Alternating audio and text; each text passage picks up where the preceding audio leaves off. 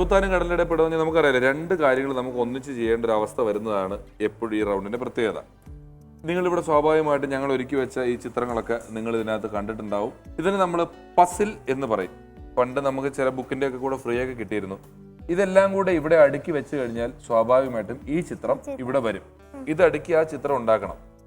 ഇതിന് നിങ്ങൾക്ക് തരുന്നത് 1 മിനിറ്റ് സമയമാണ്. ഈ 1 മിനിറ്റ് സമയം കൊണ്ട് അത് മുഴുവൻ കംപ്ലീറ്റ് ചെയ്യണം. അത് ചെയ്യുമ്പോൾ ഞാൻ എന്ത് ചെയ്യുന്നതിന് ഒരു കഥ ആ കഥ പറയുമ്പോൾ ആ കഥ കേട്ടിട്ട് ആ കഥയിൽ നിന്ന് ഞാൻ ചോദിക്കുന്ന 3 ചോദ്യങ്ങൾ ആൻസർ ചെയ്യണം. ഈ പസിലിന് 21 മാർക്ക്, 3 ചോദ്യങ്ങൾക്ക് 10 മാർക്ക് വീതം 30 മാർക്ക്, ടോട്ടൽ 51 മാർക്ക്. റെഡിയാണല്ലോ? മോനാദ്യം ചെയ്യാൻ റെഡിയായിട്ട് നിന്നു. Game starts now. Purushu count down തുടങ്ങിക്കോളൂ.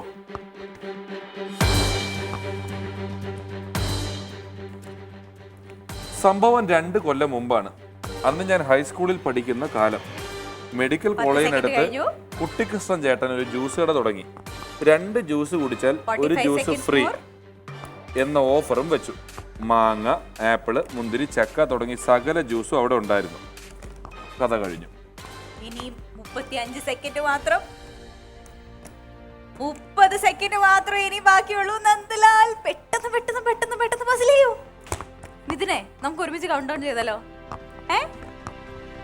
So we have 20 seconds more. Nandalal, നീ ആ ഒറിജിനൽ പടം നോക്കുന്നില്ല, അതാണ് നിന്റെ പ്രശ്നം. ഒറിജിനൽ പടം നോക്കിയിട്ട് എന്താ എവിടെ ഇരിക്കുന്നത് ഫിക്സ് ചെയ്യൂ. 14, 13, 12.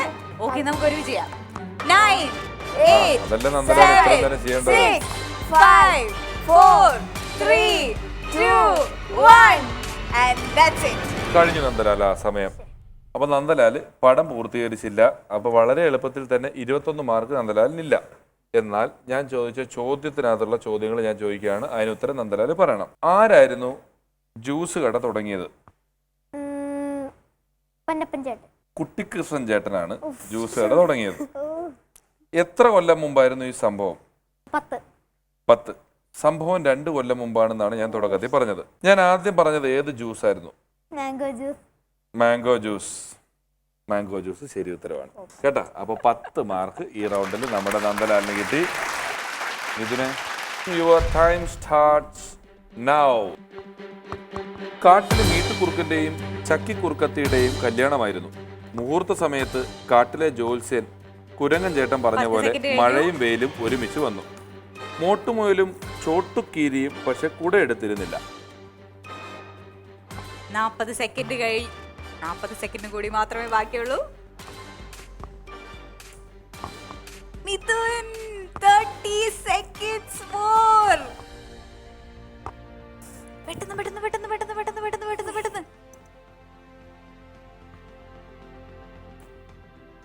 20 seconds more. മോനെ, കരടിയുടെ തല കൊണ്ട് ആനയുടെ മുഖത്ത് വെച്ചിരിക്കുകയാണ്. ആ ജീവിക്ക് ഞാൻ പേരിട്ടു കരാന. ആ പോയിക്കൊണ്ടിരിക്കുന്നു. നമ്മളുടെ സമയം 10 സെക്കൻഡ് ഉണ്ട് മോനെ. മിഥുനെ ആനയുടെ മുഖം എടുത്തങ്ങ് വെക്ക്. പടപടയെന്ന് ചെയ്യേ. 5, 4, 3, 2, 1. That's it. കഴിഞ്ഞു. അപ്പോ ആക്ടിവിറ്റിയിൽ മിഥുനും തോറ്റിരിക്കുകയാണ്. മിഥുൻ 21 മാർക്കില്ല, ഉറപ്പാണ്. കല്യാണ ചെക്കന്റെ പേരെന്തായിരുന്നു? കണ്ണപ്പൻ ചേട്ടൻ. കഥയില്ല. കണ്ണപ്പൻ ചേട്ടൻ നേരത്തെ നമ്മുടെ നന്ദലാല് പറഞ്ഞ പൊന്നപ്പൻ ചേട്ടന്റെ ചേട്ടനാന്ന് തോന്നുന്നു. എപ്പോഴും കിട്ടിയോ എന്തോ കണ്ണപ്പൻ ചേട്ടനൊക്കെ. മുയലിന്റെ പേരെന്തായിരുന്നു? മോട്ടു. ശരി ഉത്തരവാണ്. 10 മാർക്ക് കിട്ടി. അടുത്ത ചോദ്യത്തിന് ഉത്തരം പറഞ്ഞാല് ഈ കളിയിൽ മിഥുൻ ജയിക്കും. കാട്ടിലെ ജോത്സ്യൻ എന്താണ് പ്രവചിച്ചത്?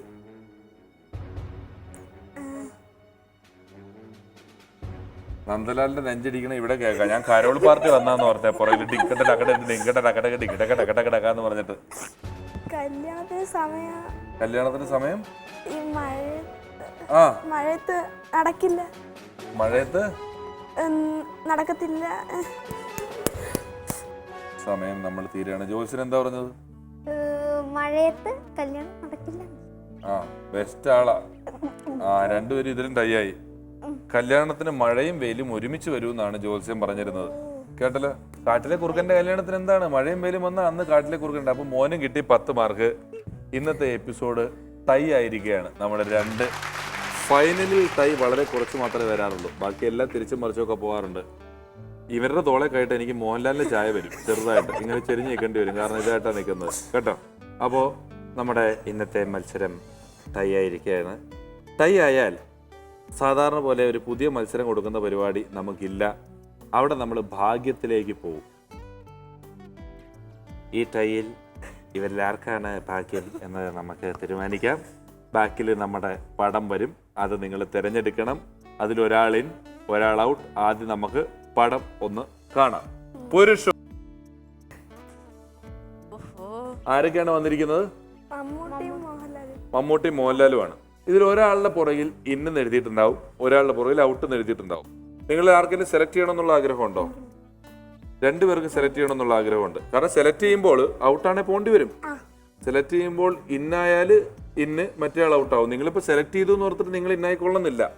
അപ്പൊ ഭാഗ്യം പരീക്ഷിക്കണോ വേണ്ടയോ, അതോ പുള്ളി സെലക്ട് ചെയ്താൽ മതിയോ? രണ്ടുപേർക്കും ഭാഗ്യം. രണ്ടുപേരും ഈ കാര്യത്തിലും ടൈ ആയിരിക്കുകയാണ്. ഇങ്ങനെ രണ്ടുപേരും എനിക്ക് ഭാഗ്യം പരീക്ഷിക്കണം എന്ന് പറയുന്ന സമയത്ത് ഞാനൊരു ചെറിയ തീരുമാനത്തിലേക്ക് എടുക്കും.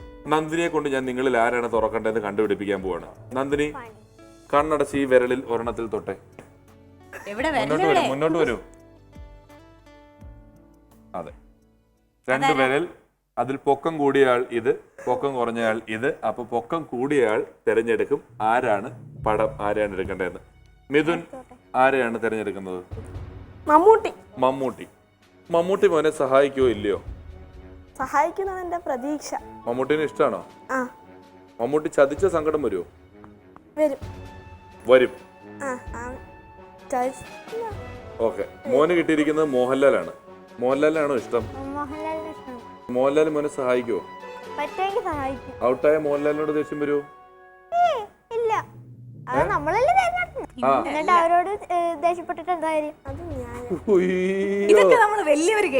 മോന്റെ ശരിക്കും പേരെന്താ?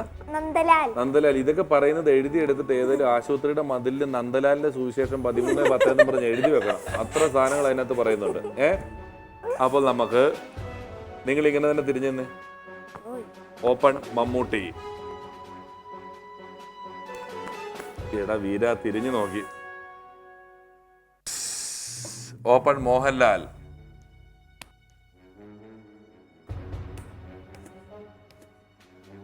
ഇൻ.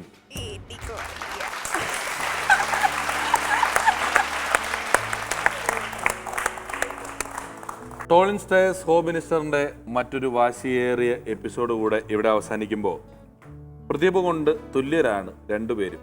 ഭാഗ്യം എന്ന ഒരു ഘടകം ഇവിടെ വീണ്ടും വലിയ വില്ലനായി കടന്നു വന്നു, രക്ഷകനായി കടന്നു വന്നു. ദൈവം രണ്ടുപേർക്കും ഓരോ ചാൻസ് കൊടുത്തു. ആദ്യത്തെ തുറക്കാനുള്ള ഭാഗ്യം കിട്ടി, സമ്മാനം കിട്ടാനുള്ള ഭാഗ്യം നന്ദലാലിന് കിട്ടി. അപ്പോൾ ഭാഗ്യം രണ്ടുപേർക്കും ഉണ്ട്. തുറക്കാനുള്ള ഭാഗ്യം കിട്ടുന്നവരെ കൂടെയായിരുന്നു. പിന്നെ അവനവൻ്റെ തീരുമാനമാണ് തെറ്റിപ്പോയത്. മമ്മൂട്ടി ചതിച്ചു, മോഹൻലാൽ രക്ഷിച്ചു. ഇനി മറ്റൊരു കളി ചിലപ്പോൾ മോഹൻലാൽ രക്ഷിക്കും, മമ്മൂട്ടി ചതിക്കും. നമുക്കൊന്നും പറയാൻ പറ്റില്ല. പറ്റിയത് പറ്റി. മിഥുന്റെ സങ്കടമുണ്ടോ മിഥുനെ? ആവശ്യത്തിന്. നമ്മൾ എപ്പോഴും ഈ പാചകരംഗം വായിക്കുമ്പോൾ ഉപ്പ് ആവശ്യത്തിന് എഴുതും. അത് എത്രയാണെന്ന് ഇപ്പോഴും നമുക്ക് അറിയത്തില്ലെന്ന്. സങ്കടം ആവശ്യത്തിന് എന്ന് പറയുന്നത് ഞാൻ ആദ്യമായിട്ട് കേൾക്കുകയാണ്. ഭയങ്കര സങ്കടം വന്നോ? കുഴപ്പമില്ല. നമ്മൾ ആദ്യത്തെ റൗണ്ടിൽ ഔട്ടായി പോയിരുന്നെങ്കിലോ? അപ്പൊ ആൻമറിയുടെ സങ്കടം എത്ര ഉണ്ടാവും? ഇതിനൊന്നും സങ്കടപ്പെടാൻ പാടില്ല. ഒരിക്കലും സങ്കടം വരാൻ പാടില്ല. നമ്മുടെ പരിപാടി എപ്പോഴും സന്തോഷത്തിന് വേണ്ടിയിട്ടുള്ളതാണ്. നമ്മുടെ പരിപാടിയിൽ റണ്ണറപ്പായ മിഥുനുള്ള സമ്മാനങ്ങൾ നന്ദിനി ചേച്ചി തരും.